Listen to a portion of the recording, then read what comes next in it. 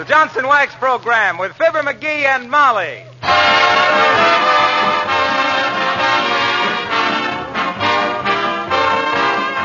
The makers of Johnson's Wax and Johnson's Self-Polishing Glow Coat present Marion and Jim Jordan as Fibber McGee and Molly with Bill Thompson, Billy Mills Orchestra, and our new vocal feature, The King's Men. The show opens with Holy Smoke, Can't You Take a Joke?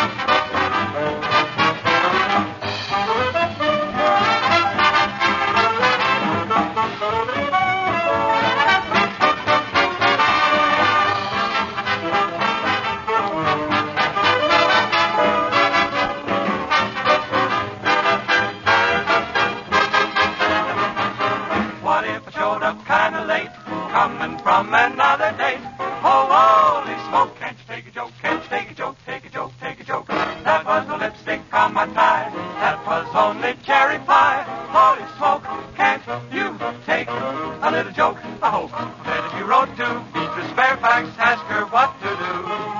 Then if you only gave her the bare facts, she'd say I love you. Oh, honey, I never told those lies. It must have been two other guys. Holy smoke, can't you take a joke? Holy smoke, can't you take a joke?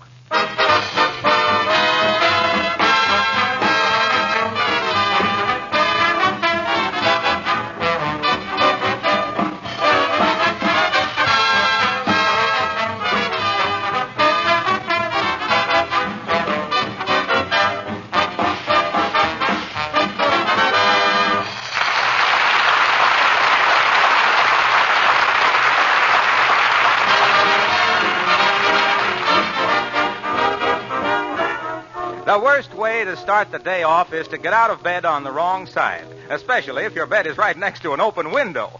So here, climbing back through the window in his pajamas, holding his ears against the cold, as his wife holds her ears against his language, we find Fibber McGee and Molly.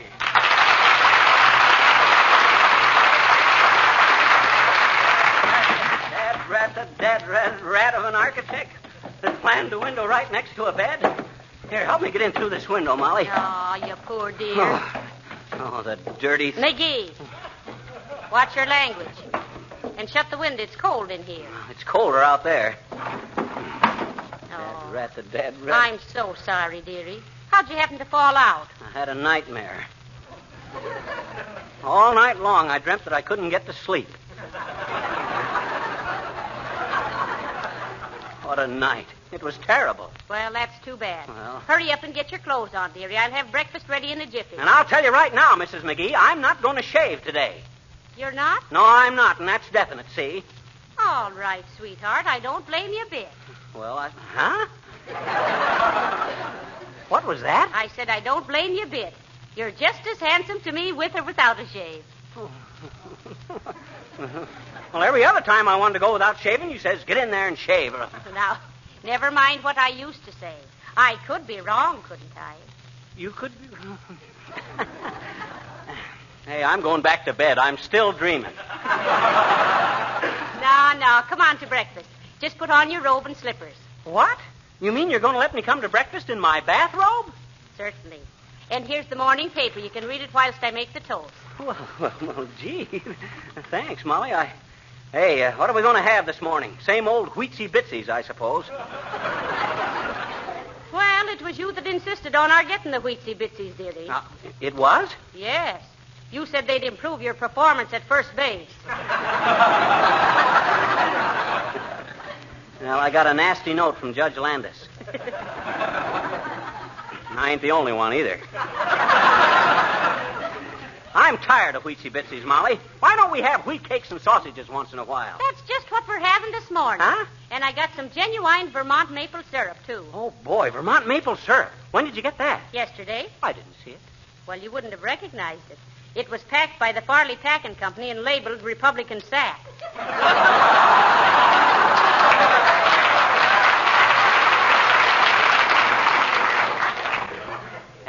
Dad rat. Now, what's the matter? I thought that was a pretty good joke. Yeah, but you know how radio is. Now I got to think up one to annoy the Democrats.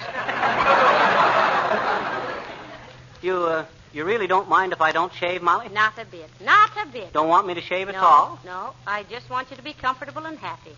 Now come to breakfast. Okay, wait till I shave.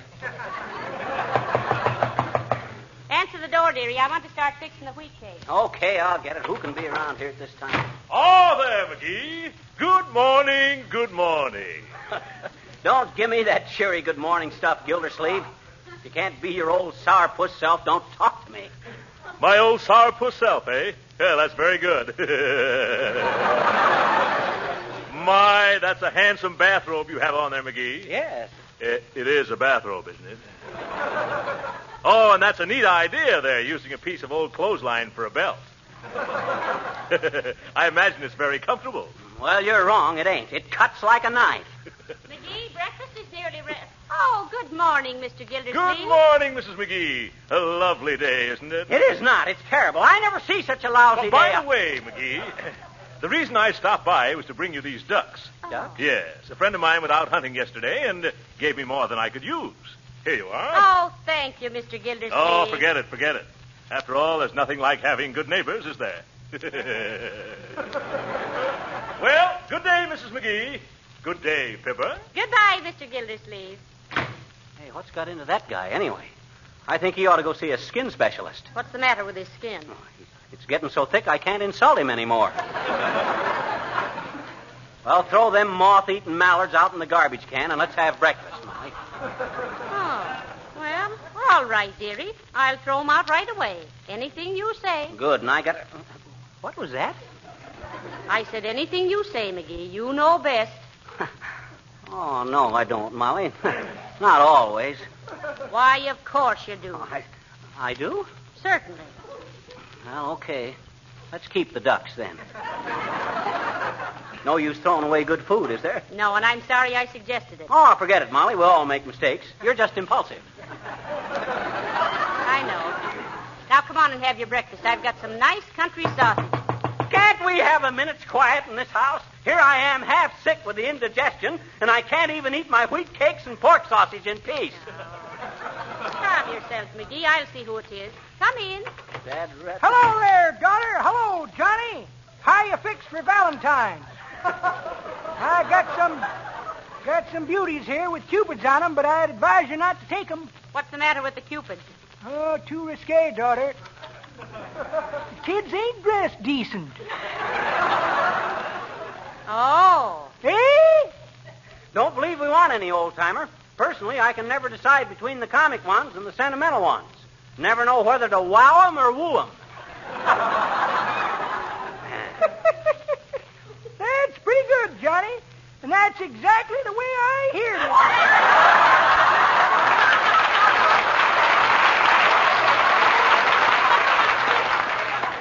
It is? Yep. Detail for detail? Yep. Word for word? Yep.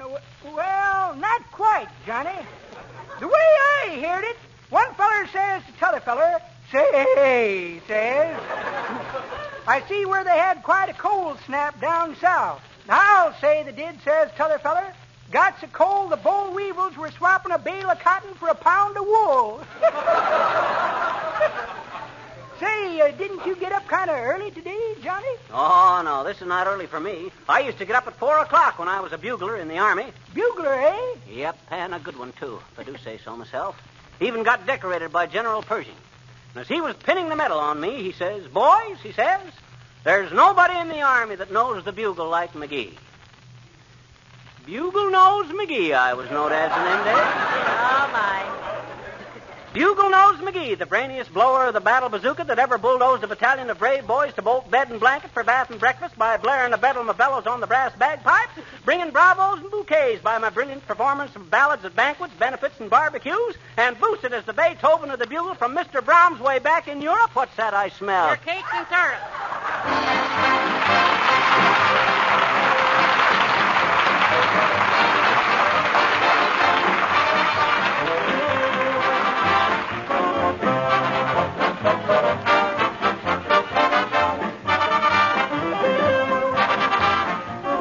While we're waiting for Fibber and Molly to return, I'd like your attention for just a minute.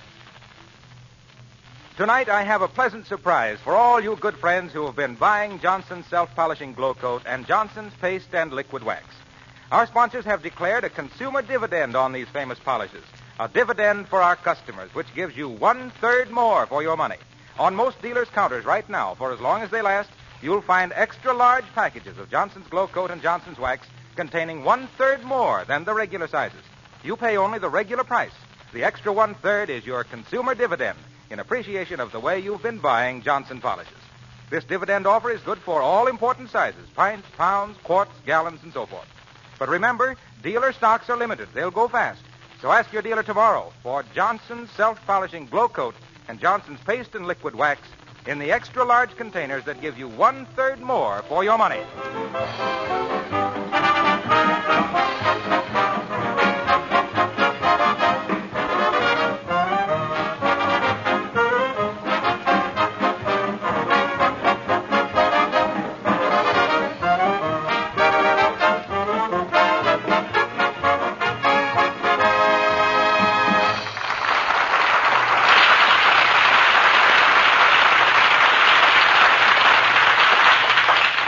Them cakes and sausage good.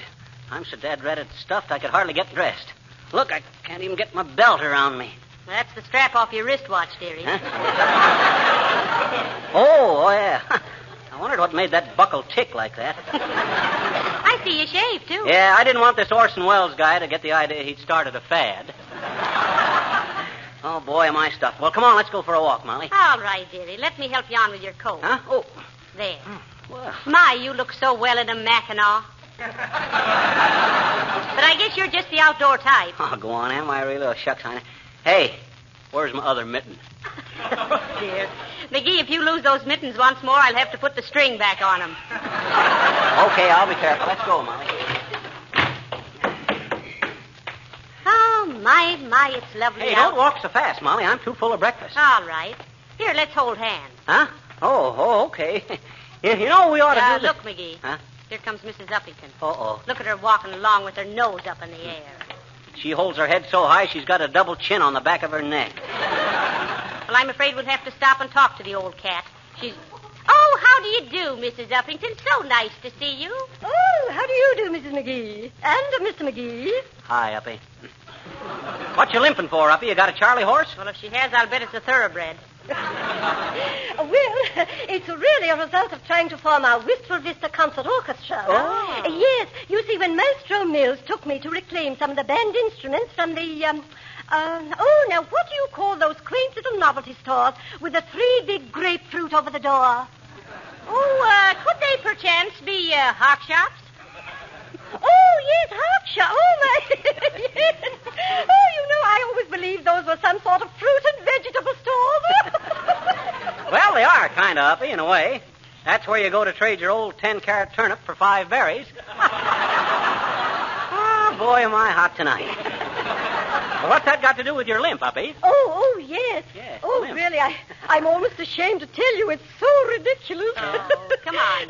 Well, you see, the back seat of my town car was simply filled with band instruments, and somehow I got trapped in a tuba. Oh, really, such a time as we had. And to extricate me, Dr. Mills had to play 3 choruses of Ain't You Coming Out? Oh, really, I guess I am such a silly girl. Well, goodbye. Goodbye.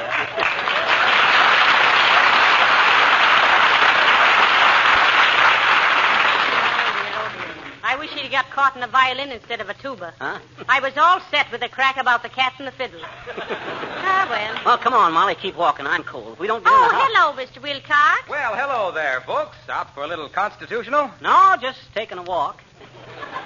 Is that so? Well, walking is great stuff, all right. Yeah. But that isn't the way I get my exercise. Uh-oh. Folks, in the year 1900 A.D., a little child was born. And as he toddled across the kitchen floor of a modest little home in Omaha, Nebraska, he saw in his childish imagination a vision of himself as a grown man, still toddling about a kitchen floor. And that floor is your floor, folks. And that man stands before us tonight, Harlow Wilcox. You take it from there, Harpo.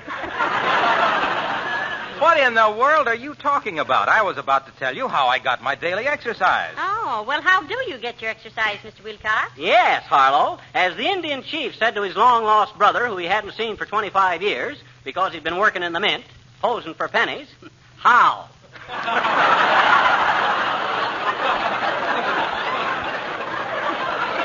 Why, it's simple. Setting up exercises in the morning, a brisk canter through the park, hour or so of handball in the gym, and, Well, go on. Don't you get any exercise delivering those big cans of, oh, you know. Oh, yes, that too. Well, glad to have seen you looking so well, Fibber. Keep it up, pal. We're all proud of you. Well, so long, Molly. Take good care of that old Fibber boy. Goodbye, Mr. Wilcox. Can you imagine that guy? Well, as the president says when they asked him about his third term...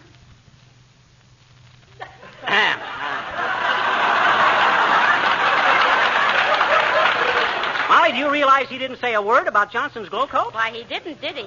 Or how marvelous Johnson's self-polishing glow coat is for linoleum floors? And did you hear how he talked about me? They're proud of me, he says. An old Fibber boy. Well, I don't see anything wrong in that. We are proud of you. Why, hey, what is all this anyway? What's what? Everybody being so dad-ratted nice to me. First Gildersleeve comes along... Ah, there. Good day, short, sharp, and ship-shape. Good day to you, my dear. Hiya, Boomer. Been looking for you charming people. Want to present you with a couple of tickets to the preview of Pinocchio. Oh, how nice. Oh, come off of it, Boomer. You don't give nobody nothing. What's the angle?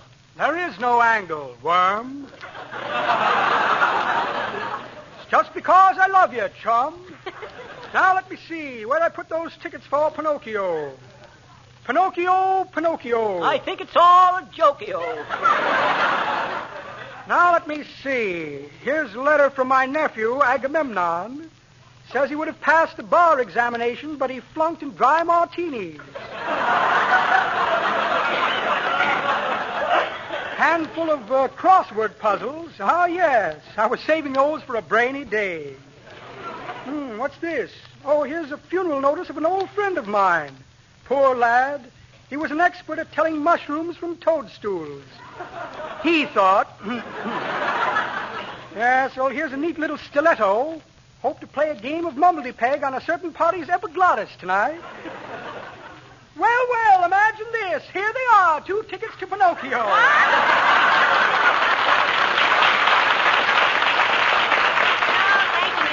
Thank you. Why, not at all, my dear. Glad to do it. Always been an admirer of yours and your handsome little husband. Good day. My handsome little husband.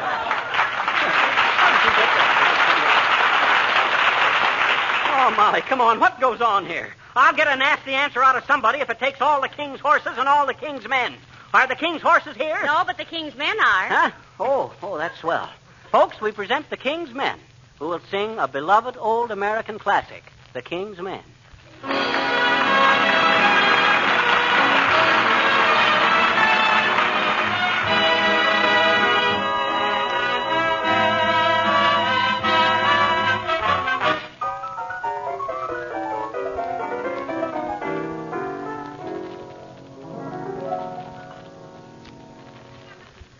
Old MacDonald had a farm, E-I-E-I-O. He played the bagpipes all day long, E-I-E-I-O. Old MacDonald had a farm, E-I-E-I-O. And on his farm he played some golf, E-I-E-I-O. A 4-4 here and a 4 there, here 4 there, forever, what for? Old MacDonald had a farm, E-I-E-I-O. He used a putter on the green, E-I-E-I-O. A putt-putt here and a putt-putt there, here putt there, putt-4 here and a 4 there, here 4 there, forever, what for? Old MacDonald had a farm, E-I-E-I-O. And when he sliced them in the rough, E-I-E-I-O. Cuss here and a cuss there, and here cuss there, for blank, putt-putt here and a putt-putt there, here putt there, putt-putt, 4 here and a 4 there, and here 4 there, forever, what for? Old MacDonald had a farm, E-I-E-I-O. He drove the ball clear out of bounds, E-I-E-I-O. A lost ball here and a lost ball there, here ball there, for a high ball. Cuss here and a cuss there, here cuss there, for a blank, putt here and a putt there, here putt there, for a putt, 4 here and a 4 there. therefore, ever, what for Old MacDonald had a farm, E-I-E-I-O, and on this farm he had a daughter, E-I-E-I-O. Salesman here, salesman there, Harlow Wilcox everywhere. Lost ball here, lost ball there, here ball there, for high ball, cuss here, and a cuss there, here cuss there, for my face, putt here, and a putt there, here putt there, for here, and a for there, and here for ever, what for Old MacDonald had a farm, E-I-E-I-O, and when he saw the salesman there, E-I-E-I-O, a boom, boom here, and a bang, bang there, here, boom there, bang everywhere, buckshot, salesman here, salesman there, Harlow Wilcox everywhere, lost ball here, and lost ball there, here ball there, for high ball, cuss here, and a cuss there, here cuss there, for bang, bang, putt here, and a putt there, here putt there, for here, and a for there, and here for ever, what for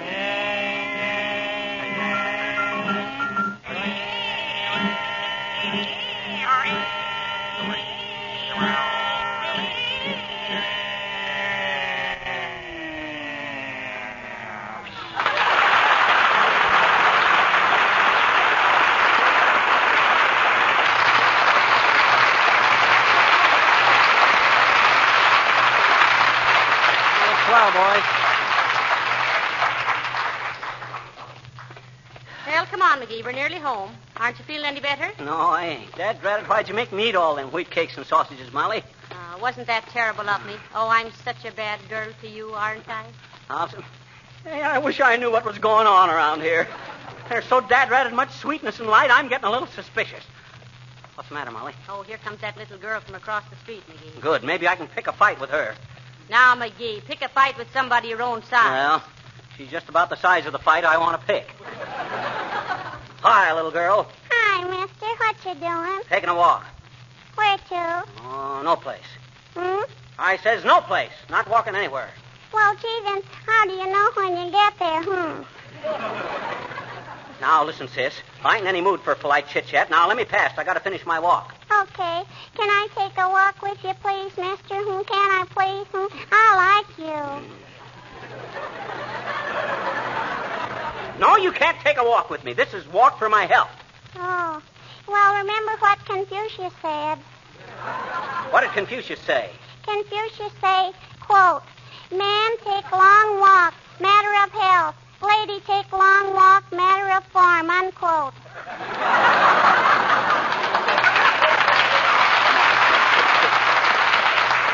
I don't believe there ever was a guy named Confucius. Me either, I betcha. Huh? Hmm?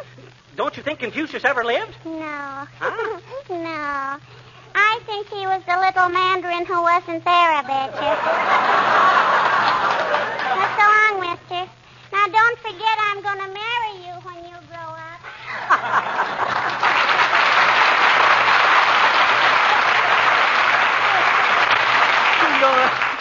You're gonna marry me when I grow up. When I grow up? Hey, did she say that? Why, Now, calm yourself, calm yourself. We're almost home. Oh, there's Mr. Gildersleeve's Great Dane. He's brought you a stick, McGee. He wants you to throw it for him to fetch back. I'll throw it for him. Here, Hamlet, give me that stick. I'll throw this so dad-ratted far by the time he gets back, he'll be a great, great, great, great Dane. There. Go fetch it, Hamlet. Oh, heavenly days, McGee. Look what you did. Huh? Broke a window in Mr. Gildersleeve's house. Well, dad-ratted, it wasn't my fault. I just threw it where the dog told me to. You're perfectly right, dearie. That dog should be taught not to give people sticks to throw and break windows with. But just to be safe, we better get in the house. No, let's stay right here. I don't give a darn if I broke Gildersleeve's window. I hope Gildersleeve does get sore. I've been just pining for a crossword from somebody all day. Well, here he comes, McGee. This ought to be good. The minute he lands with his right, I'll cross with my left. Give him the old Dempsey one, too. Ooh! Stop shadowboxing, McGee, before you knock yourself out. Well, I'm glad I finally got... McGee! Did you break my dining room window? Well, you see, Mr. Gildersleeve... Now, let me handle this, Molly. Yes, Gildersleeve, I did bust your window. So what? It was a peach of a shot if I ever saw one. You mean? I'll bet you didn't do it on the first try. Why, he did too, Mr. Gildersleeve. Oh, yeah? Dad-ratted Gildersleeve, I did, I tell you. I just took that stick and wound up like this and let her flicker. Like that.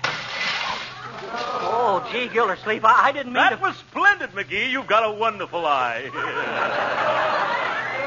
But, Mr. Gildersleeve, that was the stained glass window in your dining room. Why, it's ruined. Yes, I know. Shake hands, McGee. Huh? If you had to sit at my breakfast table every morning under that stained glass window and see my mother-in-law in Technicolor, well...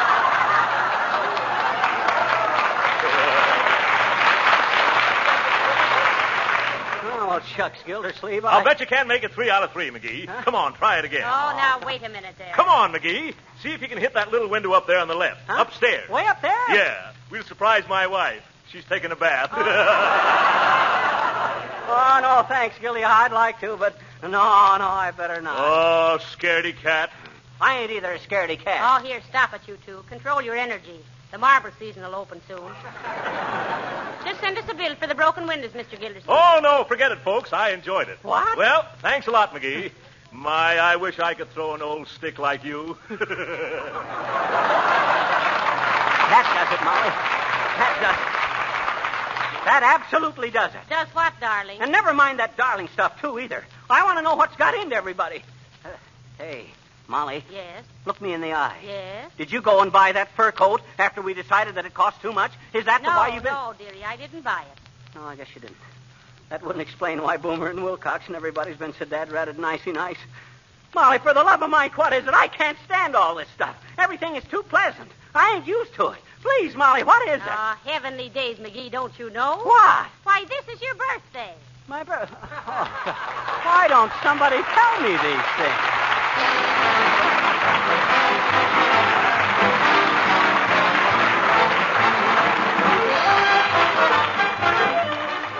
Here's an interesting letter we received recently from a lady in Kentucky.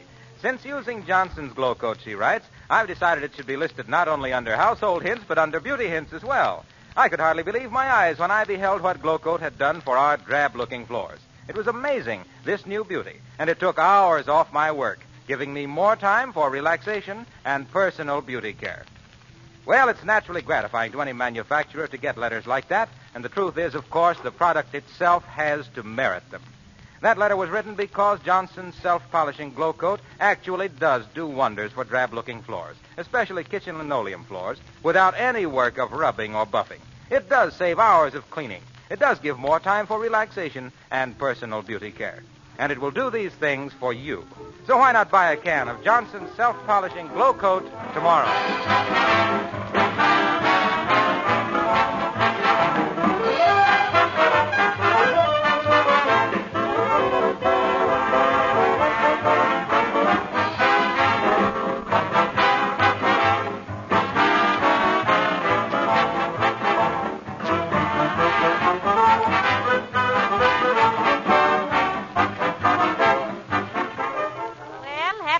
McGee. Do you feel any older? No.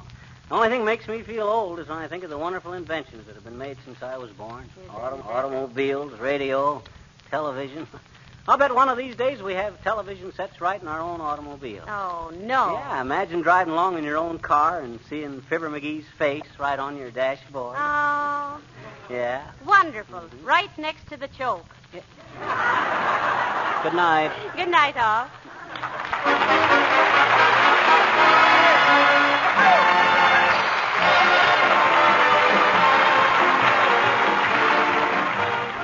This is Harlow Wilcox speaking for the makers of Johnson.